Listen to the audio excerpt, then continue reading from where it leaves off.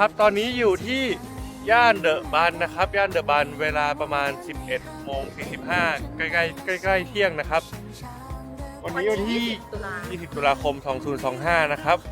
อุณหภูมิวันนี้ประมาณ 19 องศาแต่ว่าลมจะแรงกว่าแถว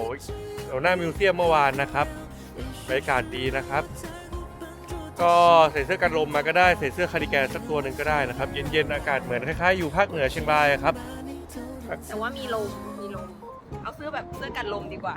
เพราะว่าตอนนี้เขามันจะอยู่ริมแม่น้ำลมจะเยอะหน่อยนะครับนี่ลมมาแล้วครับย่านเดอะบันอยู่ทางนู้น